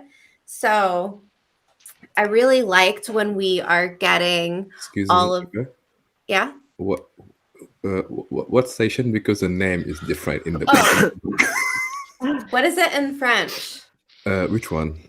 The last one where they attack, where it's like the black site for Protogen. Yeah, it's Like- where all the scientists are. At Oh, Dresden. it was called Thor, like Thor in Oh, the Todd. no, like Thor in the Avengers. I don't know why. Okay. Interesting. Huh. For That's weird. station. Okay, well, there's like a THO. Yeah. Okay. Close enough. Okay, Tau, go ahead. Tau. Interesting. Okay, so Fred is kind of like relaying like all of the plans, I Mhm. guess. And I really liked just like his whole idea for the attack. So, like, they're going to play this distress message. So, like, they're going to fly the Rossi at it going pretty much full speed, but they're going to run the ship dark. So, no one on the station will be able to pick up that there's any power like running off the ship. And then they're going to spray like a chatter feed so that it. Why is Tracy laughing? Because Catherine and her cat are just killing me with cuteness. Oh, The okay. Sorry. The pets are taking You're over just our live laughing. stream. I got Truly. really I'm so sorry. self-confident for a Oh, I'm second. so sorry. Well, I hope you're self-confident. I didn't mean to make you feel self-conscious. He was locked out. He's being a whiny baby. Sad, sad, sad. I'm so sorry. I told my face just reveals. I'm like Holden. My face reveals everything about me. I'm gonna drink some water and shut up. Okay. So they're going to disguise the Rossi. They're going to play this distress message saying that they've lost control and they're going to run the ship dark. So they're kind of like placing this bet on Thoth Station that they won't fire at the Rossi because the moment that they do, like the whole. Tracy, are you okay? Okay, the whole station or the whole soul system, everyone that's anywhere within range will be able to see that the station is not a research station and that it's, pretty much this like military black ops site kind of. Yeah. So it really kind of like shows Fred Johnson's like military prowess and intelligence. His And I ability just to plan. Mhm. Like, Yeah. tactically plan things. Yeah. Yeah. And it's also kind of like it's cool to watch like it happen after knowing what the plan is because like at first you're thinking like, okay, like this is going to be interesting. And especially after Holden kind of like mentions that once that they put down the dropship, he's seen the military members like in the Earth Marines do these, I don't know, these training like instances where it's only like 60% of the time. Was it 60% of the time there was a success rate? So like all of these characters that you love, like Miller, are getting like put onto this station and I'm thinking like, Body okay, count. so 40% chance Miller dies. very soon. Oh shit, Mhm. oh shit, oh shit, oh shit. So like it really kind of like preps the reader to feel like some pressure and feel, you know, like scared for Miller. And then of course, Is this the part in the TV show with Drummer when they're on like the ship and like they're on the drop ship and she's like, or Miller It's asks where the door is. Diogo, Oh yeah, Diogo. Am I thinking of yeah, the right? Diogo. Well, he's on You the ship are, too. yeah. But when he like asks where the door is and she like points to it and she was like, that will burst open and that will become a door. Like, I don't know if I have the wording for it right, but I'm pretty sure like that's that moment before they like all go pouring into that station. And I'm Is like, Drummer on the that Thoth? might not. Yeah, she is. Okay. Okay. Yeah, she's the one that giving Go ahead. instructions and all that. Okay, that's And what I that's when thought. Miller loses his helmet and she reaches up and she brings it down and she's like, try not to spit up in it. Yeah. Thank you. Yep. Oh, That's it's just so good though. Like that's it's a why I was battle, you smiling. know? Yeah. Like it's Yeah. a good I think- battle sequence. I think one of my favorite parts, like the prequel to that, was when Miller's explaining to Fred that he's like, we got to do this. Can you do it? And Fred's like, do you know who I am? And Miller's like, no, I don't. And I was like, I thought you did. It's so good. I wrote that down too. One of my favorite moments of the book was Miller not having any clue who Fred Johnson was. And he's like, okay, like he's like giving this whole elaborate spiel of a plan, like some random guy, you know? And you know, I just picture Fred like sitting there like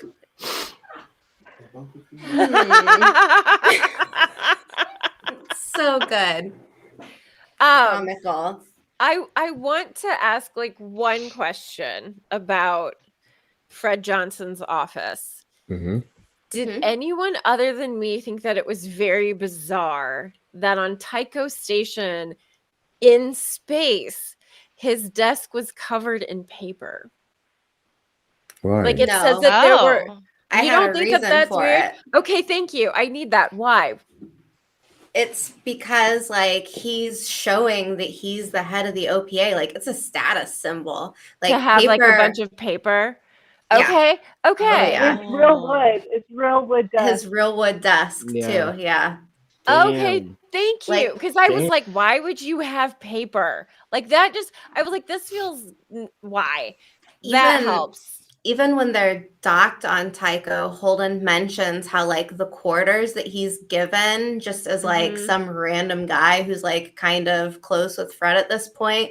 Yeah. He says like there's no way in any other station that he would ever be able to see like something this luxurious because like for just some reason like Tycho and Fred, like knowing Fred, like things are kept nice.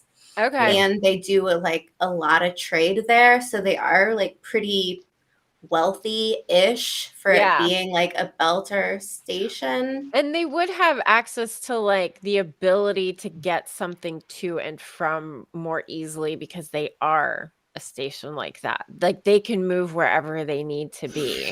And I'm also thinking he's an earther, right? Fred So is, maybe he's used to paper. Maybe he's like me and everything has to be printed on paper. If it's on my phone, I just don't understand it. Put it in paper. I need that.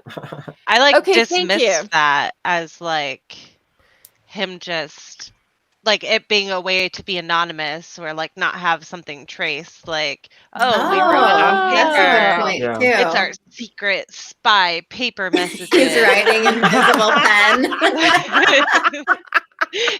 his vintage like Bic Quill? pen. Yeah. Oh, you were going full on Nice. class for that one. I like it. And too, I mean, like the OPA is corrupt, so like they probably have black market stuff. Oh yeah. as Oh, well. I know it's such a small detail, but I'm glad that I asked I about loved it. Yeah. I loved it. Okay, cool. Are we? Let's Do we have see. another thing? Oh, I also really loved the Belters stripping Thoth Station after the attack because, like, they are Belters. They don't must waste reuse anything. and take everything possible. And I just like that Holden is like thinking to himself, this is the largest act of piracy of all time. Right? Like, end. Punct, period. And I'm like, and the Belters kinda are like, cool. yeah. Oye, pampa. Yeah. Holden's just trying to figure out if he Barcelona. should broadcast it out or not. But this is great. Whoa, hey, Won't I be his see fault. you. Yeah, it's not his fault. Hey but- guys.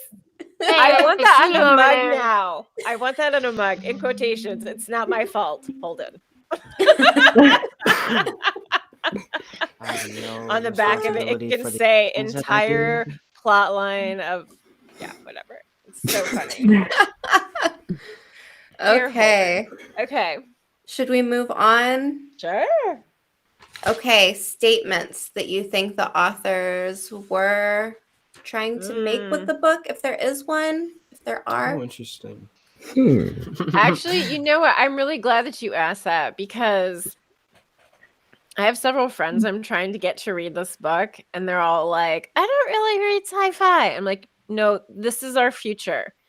Like, this is a possibility of our future.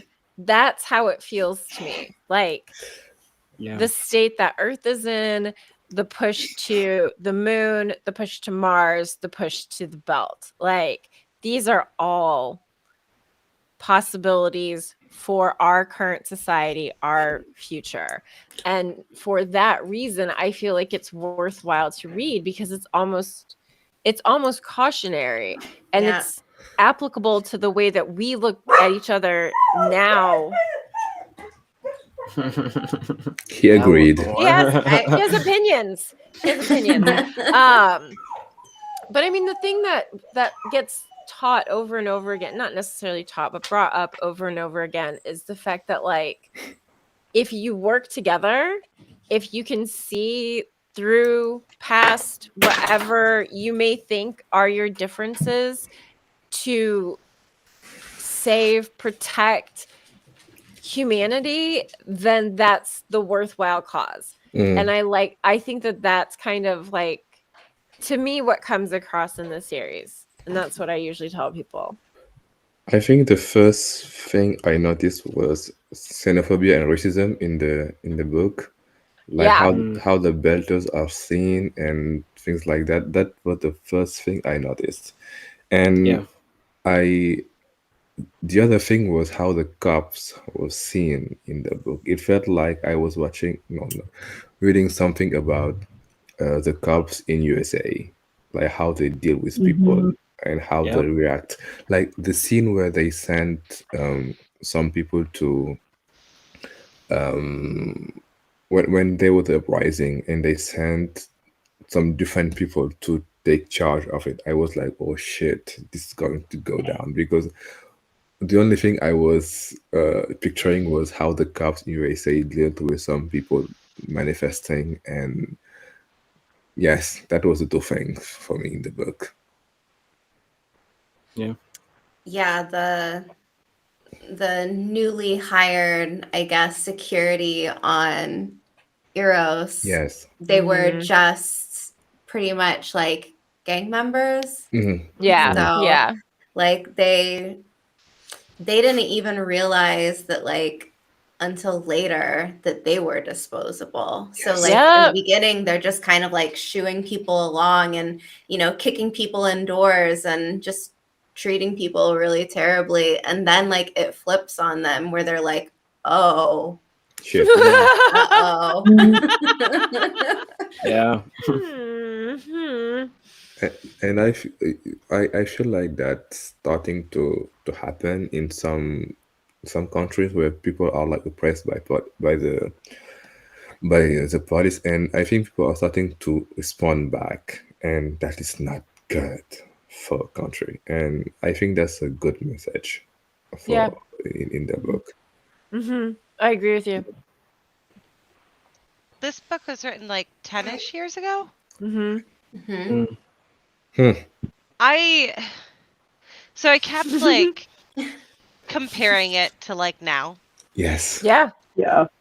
But you can compare it to so many different places and so many different times. And the fact of the matter is, like, the people with the money are the ones that are in charge, and nobody else matters. And like the people, even those police officers that were just the thugs from the other place, like those people probably weren't educated. Those people probably weren't taken care of. This is their first big break in their life, and they're going to take care of their families, and they're going to go straight, and they got a good job.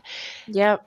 And none of it's real. And like that little bit of power that they think that they have by ostracizing everyone around them is like the same little power pockets that everybody else thinks that they have. And in reality, like, no one does. No one has anything. No one can change anything or do anything until the people in power are visible. And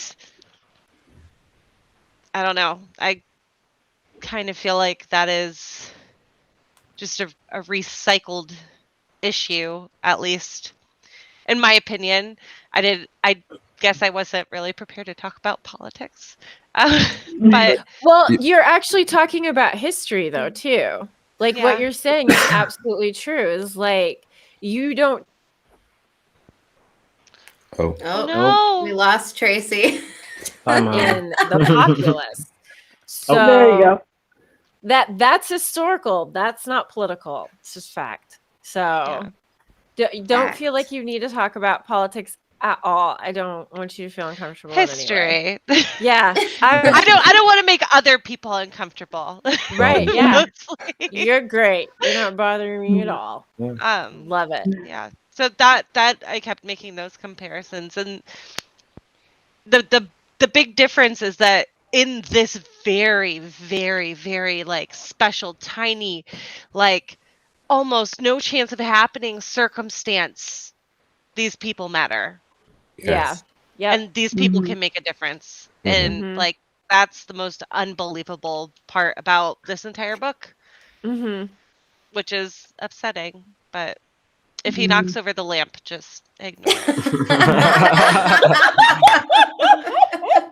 He's not coordinated.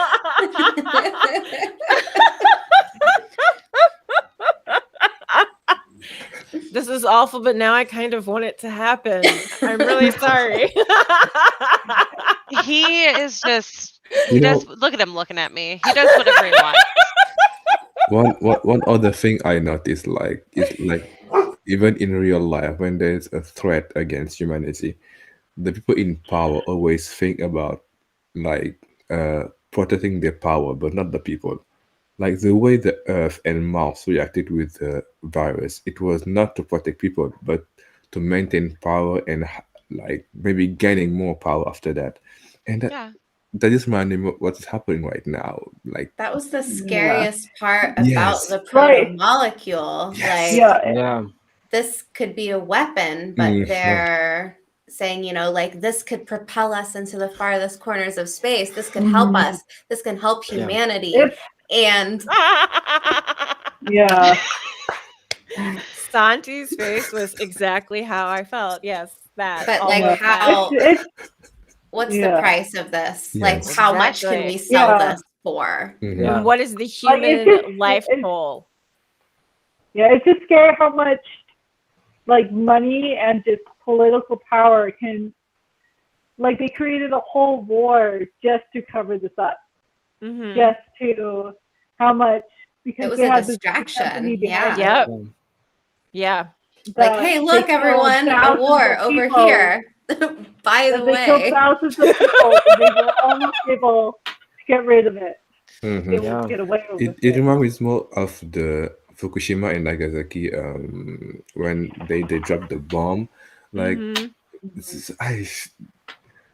if we replace the virus with the nuclear bomb, I think we will have the same like kind of event. We were in a war, and people were not trying to stop the war and protect the people. They were just like trying to gain power over some other countries, and that's just what Mars and Earth at the end were trying to do, like how to use the virus as something, as a weapon, as you say. And it started repeating itself, even in space. Yeah. One of Miller's quotes is, what was it? The stars don't need us.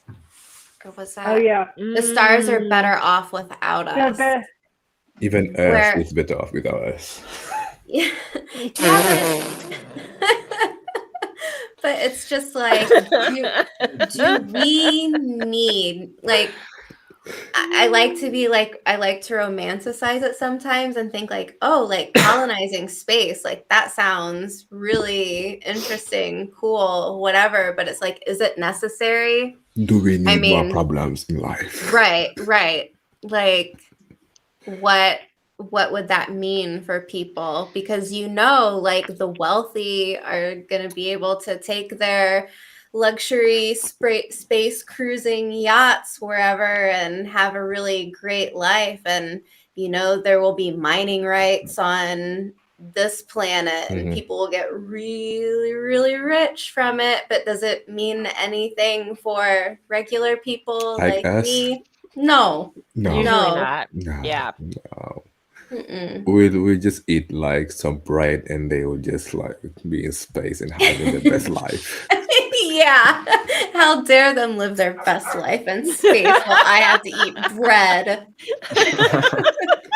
I mean, I'm always down for bread though. Right. Yeah. I was kind of thinking the same thing, but I figured in this situation. Yeah. But I mean, like at this point, like our air isn't too polluted to breathe, and you can still you can still like swim in the ocean. It's not just trash yet. Yeah. It's because it's stuck on the bottom. Yeah. Give it some time to mix up, float to the surface. I'm waiting for it. That book is called The Churn. Oh. I can't help but think, like, in regards to like space colonization, like I love going hiking, right? I go hiking all kinds of places. You want to know one thing I always bring hiking? A trash bag. Yeah. Every time I go kayaking, I have like a laundry bag thing that's like a net. Like, we just throw things everywhere.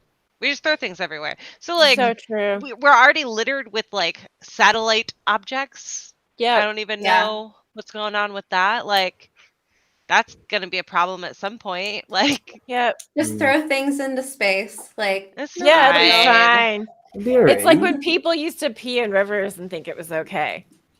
It's not. It's not, guys. Hate to tell you. Don't do that. Just saying. You're welcome. This is why I study history. It's just ridiculous and fun. It's one of my favorite things.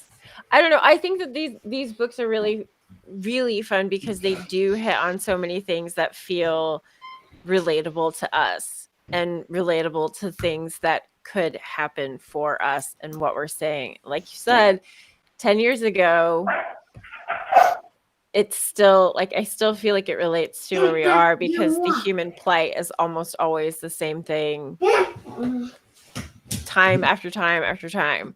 We just have to keep trying to learn and do better next time. And when you get an opportunity to push. And that's so hard to know when it's the right time to do. And these guys just like throw themselves into it wholehearted. Here we go. We have this tiny, what do they call it? A Cadillac weapons ship. Let's go blow some shit up. Okay. All right. Down. I'm going to go blow shit up. I love that. I think the most striking theme, I agree with my mom on. I think it's Corvette. Corvette. That's it. That's it. I knew it was something. Yeah. Sorry, Aiden. On like the theme of the book, like, I don't know, it just all feels very tangible. Like it all feels like it is within grasp. Absolutely. Yeah. And I think that this is like reading the book. There were parts where I was just like, "Fuck, dude! Like, if this is the future of where we're going, like, oh man, I just hope I die soon. Like, fuck that, dude! Holy shit! No way! Like, I don't think I can imagine that being the future for us, but it feels tangible enough that it feels real. So I don't know. I think that like all the points that were made in terms of like the themes that were brought up, these are things that I don't even think I was thinking of when you said them, and it. I think I'm looking forward to reading it again, and kind of picking up on those themes a little bit more, because those are all like when I read it, I just read about like I just thought about how possible is this? Is this possible? Instead of anything else. But yeah, I loved the thoughts that were coming out. That was awesome. Thank you, Aiden. Thanks, Aiden. Guys, I have to go right now. You go right Yeah, now. Santi. okay. Good night. Thank you Have so a much wonderful for night, being Santi. here. It was good to meet Yeah. you. Bye. Yeah, it was Same. wonderful meeting Good luck you. on your Yeah. exams. Yes, Yeah, yeah. good Good luck Thank luck. you. Good luck. Let us know Thank how you. you do. Goodbye. Yeah. Bye. Bye. Let's see. Last question. Was Miller right to kill Dresden?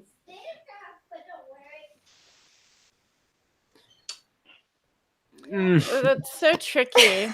Yeah, that's a hard one.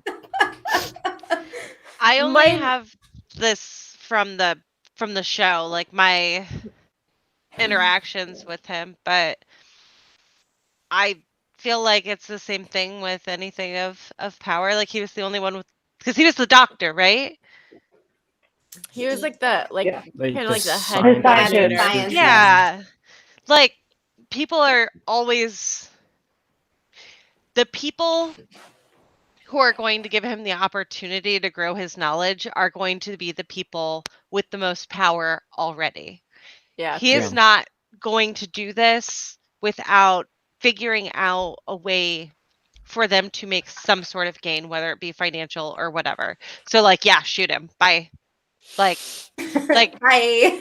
there's no like good end for me there. Like the people behind it, like the way that it's going to be funded and the secrecy, like it's never going to be something that helps everyone. And the people with power are going to keep their power. Now that they have another method of maintaining it, and like, yeah, would it have been nice to maybe talk to him like about some stuff and like all that first? Yeah, probably, but Yeah. I don't blame him. I don't know. I That agree with you. Like I feel as though he was the persuader. Like it wasn't necessarily his job to be familiar with the science. I mean, maybe he was, I don't know, but it sounds like he was the guy that was like, The give us, mouthpiece. yeah, like he was the person who would talk people into it. And like I know it's in the show, I can't remember if it's done this way in the books or not, but where Miller's like, I saw him getting to you. Like I saw him making, like, changing your You were mind. thinking about it. Exactly. And he was like, he needed to be eliminated because that's what he's there to do. And the protomolecule is bad news for everyone. It needs to be eliminated as much as possible. So in this case, was it better to shoot one guy instead of doing the massive test that they did on arrows? It's Body like count. it's like the kill baby Hitler problem. You know, Yeah, like or you like go the back trolley Yeah. problem. Like that too. Do you change it? Yeah, I don't know. It's such a weird one because like, personally, like morally, I don't find like killing another person an acceptable action, regardless. But like, I really kind of wish that they would have grabbed that dude and ring him of all the information that he fucking has. Like, I wish that Miller wouldn't have had the impulse move that Holden usually has and just fucking doing it. Like, I wish he would have used his fucking detective brain that he talks about so much. And like thinking about like I understand that he could see that like how he's getting to him, but like there's more to know about that guy. He knows more. Like he has to know more. There are more people involved in this, and he could at least point you in the direction of where the next guys are, or have the risk of being fucking spaced. And that, like, I at least wish they would have at least spaced him out of the Rossi. That would have been kind of tight. But like, whatever. Like like just Miller kind of just shooting him out. Like, I wish that they would have grabbed him and like throw him in a brig for a little bit. No, I liked it. I don't think it would have changed anything though, because this guy was like on a high. Like he was laser focused on one thing, and that was just like, how can we make this proto molecule thing like our future? Yeah, but I mean, how long dangerous like, yeah, but if you throw somebody in the brig, like how long until that focus goes away? Like your focus needs to be living at a certain point. And like, I mean the crew on the fucking Rossi, I feel like they could wring some fucking information out of him, get Amos over there and just literally pick him up and wring him out like a towel. You're against killing him, but you are pro torture. I'm pro getting the information out. Yeah. I think that he has. Okay. I think we need that to it talk was after possible. this. We need to talk, Aiden. I think that the dude may have had like more information that could have been worth it. Like, and I think that it was. I think it was possible that they could have gotten it out of him if Miller didn't shoot him in the face. Like, yeah, absolutely. Yeah. I think Miller knew there were. Oh, go ahead, Ripley. Go ahead. Yeah. Oh, well, I was gonna say that I think they wouldn't have been able to get anything out of him to stop Eros, because you know how he says, "I don't want to stop Eros. I want, as long as the project continues." Yeah. Like any of the Eros stuff wouldn't have worked, but any of the, like in the second book or further on, like who was running the company, who was doing all this stuff, who did you convince? That is the stuff we would have got out of him. That I think would have been interesting to find out more on, instead of just like killing him right away. Yeah, right. Like that's kind of how I felt. Like he's already got a clue, because he knows that Julie's parents tried to get her off Eros before the incident. But he can't prove it. No, Dresden could have. He could have. Yeah. If he would be able, willing to talk. Arrows. Yeah. As long as they kept Arrows running. Like, if they kept Dresden alive, do you think Arrows would have eventually attacked Earth like it did? I think that if he was, they sent the missiles. Yeah, like I agree with you on terms of like, if it wouldn't have changed the outcome of Eros whatsoever. Like Eros was already gone. Like it already happened. Like by the point we get to that in the book, like there's nothing that we can do about Eros, but like once again, the bigger picture, like there's more here. So far, everything has kind of just been like this ploy. And so you're shooting the one dude who knows what the fuck is up with the proto-molecule. And like, that just seems like such a risky move in my opinion. Like, I felt like it was just kind of like, oh, damn. I don't know. Like, I see Dresden as like this, like Dr. Mengele-esque figure, where like he's devoid of any real, like, I want to say like human emotion or something. Yeah. Like they've had this process done to them that takes away their morality, basically. Like they're sympathetic. Yeah. And what he wants to do, I mean, this is a war crime. Like this is a war criminal. Like, I mean, I don't know, like in this context, like, is it okay to have someone out there that is able and willing to convince so many people like this is the path we need to take, torturing millions, doing genetic types of experiments on people. Like some people might actually like sign up to do it themselves if they're given, you know, if they're talked into it. If someone says like the right thing, like, this does sound like maybe, you know, like, so I might be able to live in space without air, or, you know, I might not need oxygen. And then like we see what happens to these people on Eros, where it's like, I don't know. Like, I think that Miller probably did the right thing. Could I do it myself? No. Like, there's no way that I could do something like that. And I think Miller knew when he did it. We had talked about, I don't remember who brought it up, but when Miller was accepted as a part of the crew, when Holden is like, after Thoth, like, where does the crew meet up? And Miller like holds it for a second, like he holds himself together, and then he like walks away, and he, you know, sobs like a child. And this is the first time where he's like feeling like he is of worth. And it's so brutal and heart-wrenching. And then he knows, like, as he's doing what he did to Dresden, like, he just took that away. Like, he knew that there was no going back on the Rossi after that. And he did it anyways. So, like, he knew he was going to pay a price in different areas. Waited, I feel like, and there was a sacrifice there. But, yeah, I don't know. Yeah. I'm pro executing Dresden.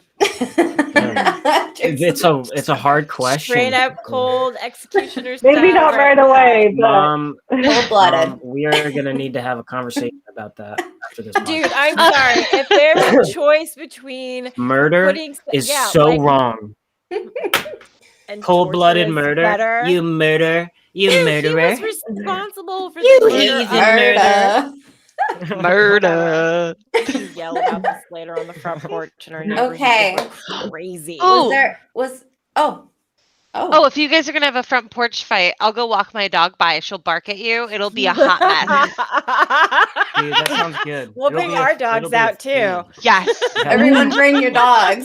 Everybody bring your Yeah, dogs. we'll actually just let our dogs loose in the park. No, God. No. And then it'll be a real kerfuffle, huh?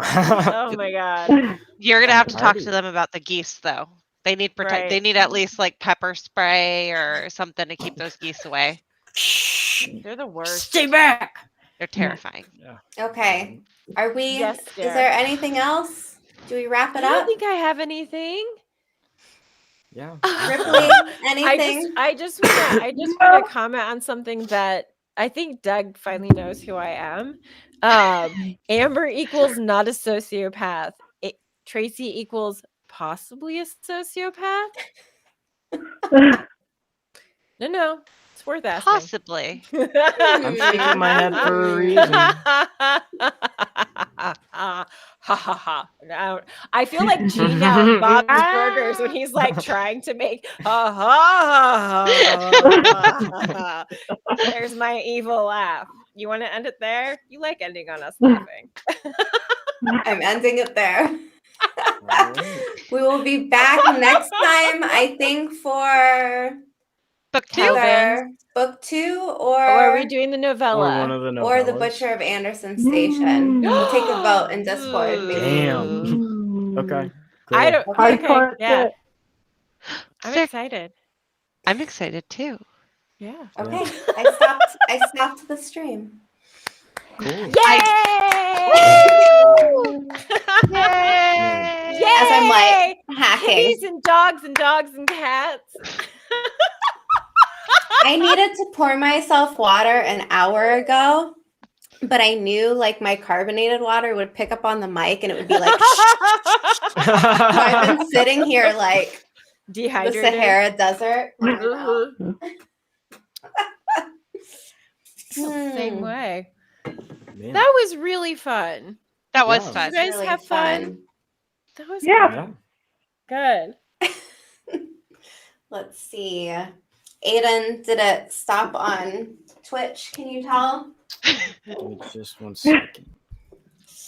Oh my God, water. No, it's still live. We're still live. Oh, look Is at it that really? Here, I'll baby. do one of these. Yeah.